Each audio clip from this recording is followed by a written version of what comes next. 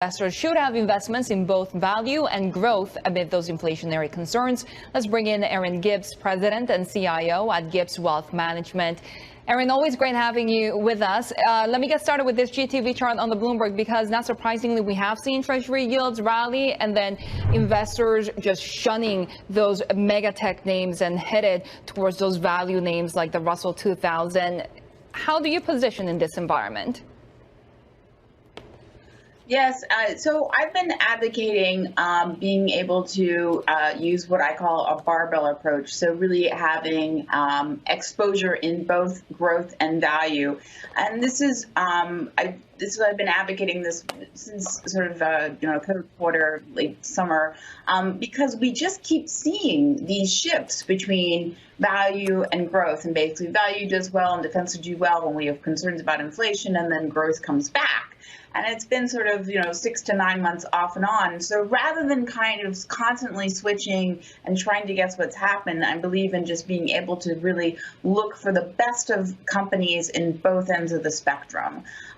So as we have these big concerns now about inflation, those bets, the more defensives, are really what's going to hold up your portfolio and give you a. So with transitory for longer being now the dominant narrative for inflation, how much of a boost do you expect to see for defensives? I think this might be one of the more shorter-lived rallies for the defensives. I think Wall Street processed the going from transitory to being here for a while pretty quickly. Even when you looked at the equity markets, the biggest down day was 2%, so we didn't see like a really sharp increase in volatility. I think it was digested rather quickly.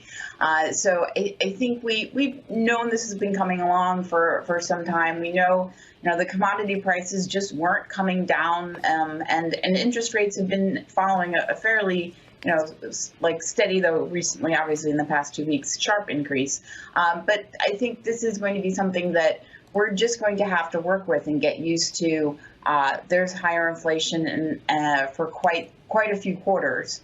And so once that expectation is built in, we won't see as much of a pop in the the financials and the value. I think this might be a shorter-lived rally for right now. I think Wall Street sort of semi-digested it already.